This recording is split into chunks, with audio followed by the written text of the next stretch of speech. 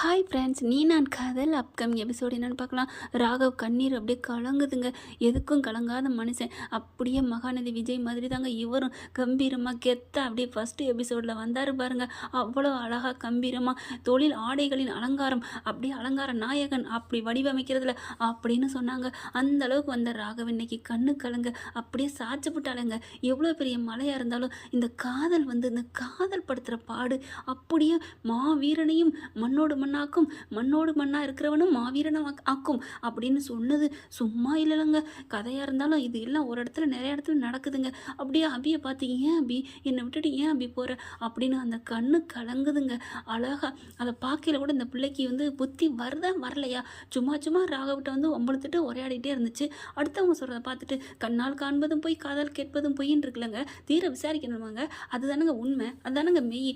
ஆனால் இந்த பிள்ளை என்ன பண்ணுது, அவங்க கற்பமாக இருந்து களைச்சிட்டாங்களாம். அதில் இவங்களுக்கு எல்லாம் தெரிஞ்சு போச்சா. அதனால் அபி என்ன பண்ணுது, நான் போயிடுறேன் அப்படின்னு சொல்லிட்டு எல்லாத்தையும் சொல்லல டைவர்ஸ் நோட்டீஸை கொடுக்குது. கிழிச்சு போட்டாரு கீழே கீழேன்னு. என்ன ஆனால் நீ தாண்டி எனக்கு இந்த ஜென்மத்தில் பொண்டாட்டி அப்படின்னு சொல்லிட்டு அவ்வளோ அழுகிறாருங்க. அப்படியே அந்த பாட்டு ஓடுது பாருங்கள் பேக்ரவுண்டில். செம்ம அழுக வந்துருச்சு. அதுக்கப்புறம் பார்த்தீங்கன்னா இங்கே வெளியில் வந்துடுறாங்க. பாட்டிக்கிட்ட சொல்கிறாங்க, பாட்டி பாலான்னு ஒரு அறை கொடுக்குறாங்க. என்ன நினச்சிட்டு இருக்க, போடி மரியாதை அப்படின்னு சொல்லிட்டு உள்ளரப்போ சொல்லிடுறாங்க. அதுக்கப்புறம் அழுகுறாங்க. அபி, என் பாட்டி நம்ம மேலே உயிராக இருந்தாங்க, அவங்களே நம்மளை அடிச்சிட்டாங்கன்னா அப்போ அந்தளவுக்கு நம்ம கஷ்டப்படுத்திட்டோமோ அப்படின்னு நினைக்கிறாங்க. பின்னால் ஒரு கை படக்குன்னு திரும்பி பார்க்குறாங்க. யார் அப்படின்னு பார்த்தா அனு. என்ன பண்ணுறாங்க, ஏண்டி இப்படி அழுதுட்டு இருக்க அப்படிங்கிற அக்கா அப்படி சொல்லி கட்டி பிடிச்சிட்டு அழுகுறாங்க. நான் சொல்கிறது கேளு அபி, நீ எதுக்கு இப்போ மது கூட சேர்த்து வைக்க நினைக்கிற அப்படிங்கிறாங்க. இல்லைக்கா, அது மதுவோட தான் அவங்க ஒன்று சேர்ந்து வாழணுக்கா, ப்ளீஸ்க்கா புரிஞ்சுக்கக்கா அப்படிங்கிறாங்க அபி. ஆனாலும் இங்கே பாருடி, நான் சொல்கிறத கேளு, நீ தயவு செஞ்சு நீ பேசாமல் இரு, என்ன நடக்குதோ நடக்கட்டும். அவர் சொன்னாரா, ராகவ் சொன்னாரா மது முக்கியம்னு, அவர் சொல்லலக்கா, அப்புறம் எதுக்குடி, அப்புறம் ஏன்டி நீயா சும்மா சும்மா தொல்லையை பிடிச்சி இப்படி இழுத்துக்கிட்டே தெரியுற. ஏற்கனவே இந்த வீட்டில் நமக்காக எதிரிங்க 2 பேர் இருக்காங்க, நீனும் சும்மா ஏதாவது பண்ணாத, விட்டு தொலை அப்படிங்கிறாங்க. அதுக்கப்புறம் மேலே போயிடுறாங்க. எப்படியாவது நான் போயே தீருவேன்னு மறுபடியும் அபி விட்ட ராகவ் பேசுகிறாரு. ப்ளீஸ் அபி, உன்னை நான் என் உயிரோட பெருசாக நினைக்கிறேன்டி, என்னை மறந்துட்டு என்னை விட்டுட்டு போயிடாதடி அப்படிங்கிறாங்க. அப்படி பார்க்குறாங்க. பாவம் இல்லையா மதுவும் அப்படின்னு நினச்சிட்டு இருக்காங்க. அடுத்து இங்கே பார்த்தீங்கன்னா 3 பேர் முக்கணி போடுதுங்க. மது நல்ல கூட்டணி தாங்க.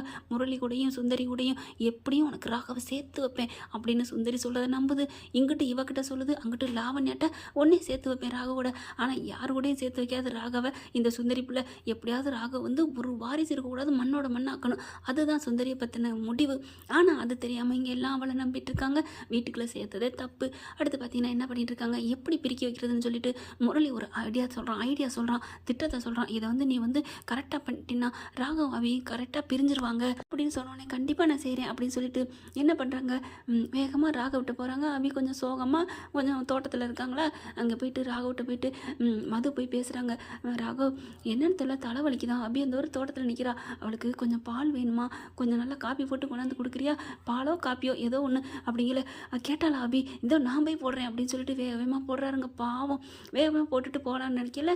இங்கே அபிக்கிட்ட போய் இவங்க என்ன பண்ணுறாங்க, மது, என்ன அபி ஏதாவது என் மேலே கோவமா, அப்படிலாம் இல்லையே, உங்களை ராகவ் தேடினான்னு நினைக்கிறேன், என்ன எதுக்கு அவர் தேடணும் தெரியல, ஏதோ முக்கியமான விஷயம் சொல்லணும்னாரு, மாடியில் தான் இருப்பார்னு நினைக்கிறேன் அப்படிங்கிற. அபி என்ன பண்ணுறாங்க, மேலே போயிடுறாங்க.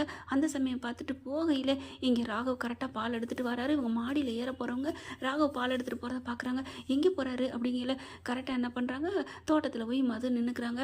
இவர் என்ன பண்ணுறாரு, அபி கடிச்ச பாலுன்னு இப்படி பார்க்குறாங்க.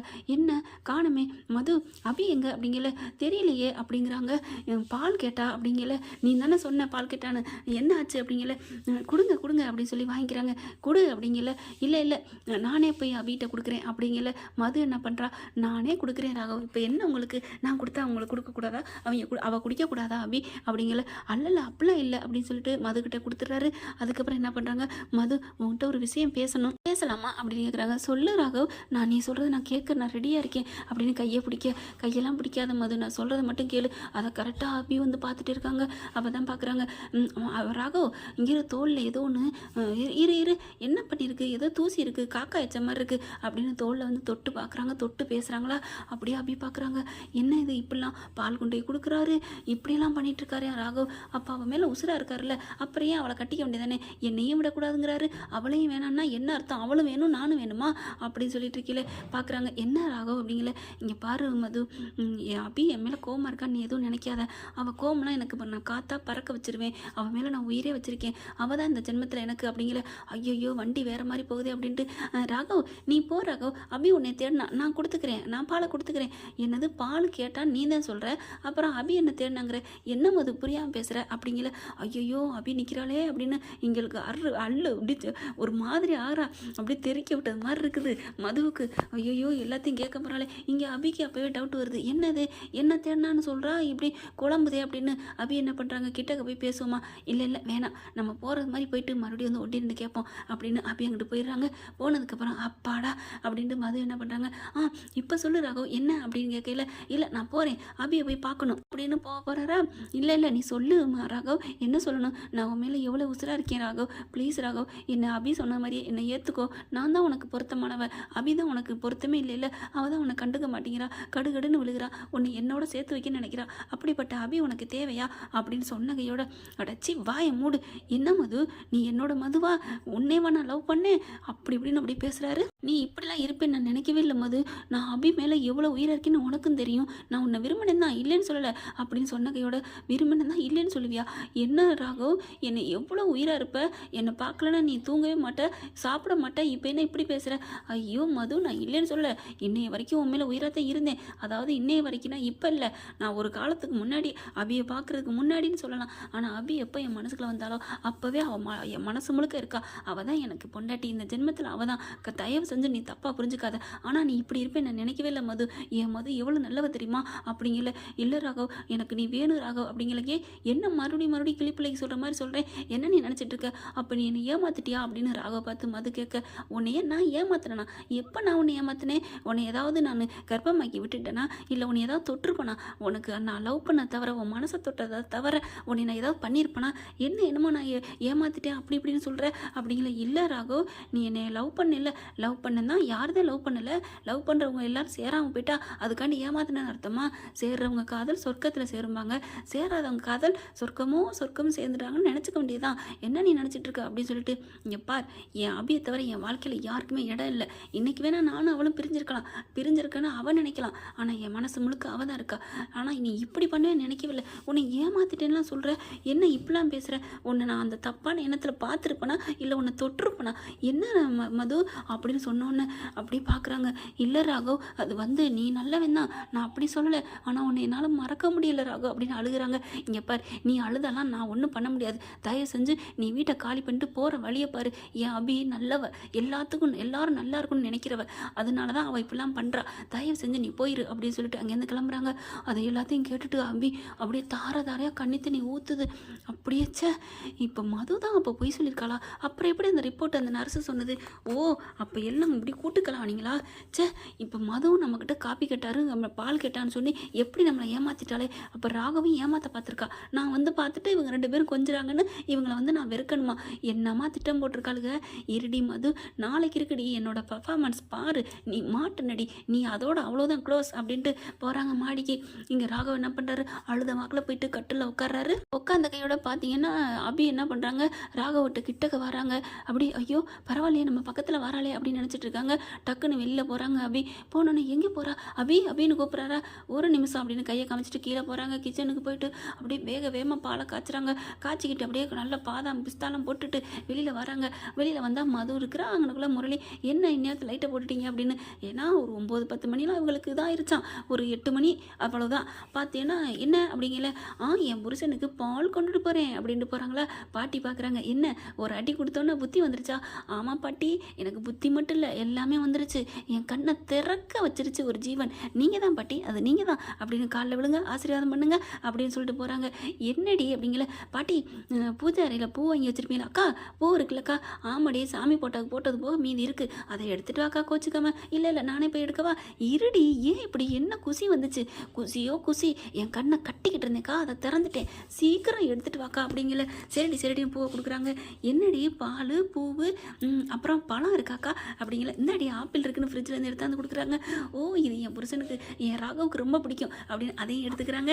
பாட்டி என்னை ஆசீர்வாதம் பண்ணுங்க, எதுக்குடி இன்னைக்கு எங்களுக்கு ஃபர்ஸ்ட் நைட் முதலிரவு அப்படின்னு சொல்லிட்டு ஓடுறாங்க. அபி அது மேலேருந்து பார்க்குறாரு ராகவ், என்ன இது அபி இப்படிலாம் சொல்லிட்டு இருக்காளே அப்படின்ட்டு, ஃபர்ஸ்ட் நைட்டா அப்படின்னு மதுவுக்கு தூக்கி போடுது. அங்கிட்டு முரளிக்கு அதை விட அவள் பொண்டாட்டிக்கு அப்படின்னு நினைக்கிறான், இங்கே இவ புருஷன்னு ராகவன் நினைக்கிறாங்க.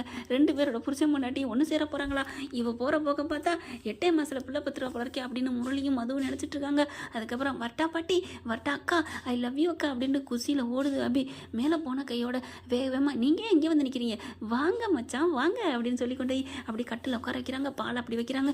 எந்திரிங்க அப்படின்னு மறுபடியும் சொல்ல இவர் அப்படி தலைகால புரியலை. பொண்டாட்டி இப்படிலாம் பேசுகிறாளேன்ட்டு அப்புறம் எந்திரிச்சு நிற்கிறாரு. காலில் பட்டார்னு விழுந்து ஆசீர்வாதம் பண்ணுங்க அப்படிங்கிறாங்க.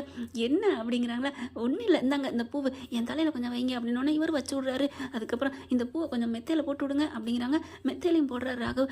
அப்புறம் வேறு என்னடா இருக்குது அப்படிங்கிற அப்புறம் நீங்கள் கையில் வேணாலும் சுற்றிக்கங்க அப்படின்னு கொஞ்சோண்டு பூவை கொடுக்குறாங்க. ராகவ் கையில் சுற்றிக்கிறாரு. என்ன ஆச்சு அபி, சாரிங்க உங்களை நான் தப்பாக புரிஞ்சுட்டேன், எனக்கு எல்லாம் புத்தி தெளிஞ்சிருச்சு, என் மண்டையை நல்லா நல்லா இது போட்டு கழுவிட்டேன் அப்படிங்கிறாங்க. என்னடா சொல்கிற அப்படிங்கிற சாரி சாரி அப்படின்னு இந்தாங்க இந்த பாலை குடிங்க அப்படிங்கிறாங்களா. உடனே என்ன பண்ணுறாரு, என்ன அபி, ஐயோ எனக்கு சந்தோஷம் தாங்கலை, பரவாயில்ல குடிங்க அப்படிங்கிற குடிக்கிறாங்க. மிச்சம் எனக்கும் கொஞ்சம் தாங்க அப்படின்னு சொல்லிட்டு மிச்சத்தை வாங்கி இவங்களை குடிக்கிறாங்க. குடிச்ச முடிஞ்சான்னு அப்படியே ஒரு மாதிரியாக முறுக்கு ஏற்றுறாங்க. அபி என்னாச்சு அபி அப்படிங்கிற சாரிடா மச்சான் ஐ லவ் யூடா அப்படின்ட்டு நான் தப்பாக புரிஞ்சுட்டேன், அந்த தப்பாக புரிஞ்சுக்கிட்டேன் காரணத்தை வந்து நாளைக்கு சொல்லட்டா அப்படிங்கிறாங்க. சரி சரி எப்படியோ என் மேலே நீ உசுராக இருக்கல, என்ன நீ என்னை பிடிச்சி போச்சுல, ஆட உங்களை பிடிக்காமல் போகுமா, இந்த ராகவை பிடிக்காமல் போனால் எங்கே என்ன ஆகுறது, எங்கே போய் சொல்கிறது அப்படின்னு சொல்லிட்டு ராகவ் மேலே அப்படியே பாஞ்சு கட்டி பிடிச்சிக்கிறாங்க. முத்தமலை கொடுக்குறாங்க. பார்த்தா இவருக்கு சந்தோஷம் தாங்கலை, அப்படியே ரொம்ப கட்டில் விழுந்து உருண்டு பிறன்றாங்க. இதை அப்படியே முரளியும் மதுவும் கற்பனை பண்ணி நினச்சி பார்க்குறாங்க. சேச்சா இப்படி தான் நடக்குமா, ஐயோ அப்படின்னு 2 பேரும் மூஞ்சி பார்த்துக்கிறாங்க. மதுவும் முரளியும். அதுக்கப்புறம் இல்லை இல்லை அபி நம்மளை வெறுப்பேற்ற சொல்லிட்டு போயிருப்பா, அதெல்லாம் ஒன்றும் நடக்காது அப்படிங்கிறாங்க. சுந்தரி பார்த்துட்டு நடந்தாலும் நடக்கும், அப்போ என்ன பண்ணலாம், கேமரா வைப்பாமா, அடிச்சு அதுக்கு போய் கதவை சாத்திடுச்சு, இனிமேல் போய் கேமரா வைக்கிறாங்க கேமரா அப்படின்னு சொல்லிட்டு என்ன கச்சேரி நடக்க போகுதுன்னு தெரியலையே அப்படின்னு மதுவும் முரளியும் புலம்ப. சுந்தரி இருந்துட்டு உனக்கு அது எனக்கு அந்த வாரிசு வந்துருமோ அந்த குடும்பத்துக்குன்னு அதே ஒரு பயம் அப்படின்னு இங்கே சுந்தரி புலம்புது. 3 பேரும் முக்காடு போட்டுட்டு உட்காந்துருக்குதுங்க. அங்கே என்ன பண்ணுறாங்க, கதவை சாத்திட்டு அபி மெல்ல ராகவிட்ட போகிறாங்க. ஓகே ஃப்ரெண்ட்ஸ் என்ன நடக்க போகுதுங்கிறத அடுத்த பதிவில் பார்க்கலாம். இந்த பதிவு உங்களுக்கு பிடிச்சிருந்துச்சுன்னா உங்கள் பொண்ணான கையில் ஒரு லைக்கை போட்டு சப்ஸ்கிரைப் பண்ணிடுங்க. Thank you friends.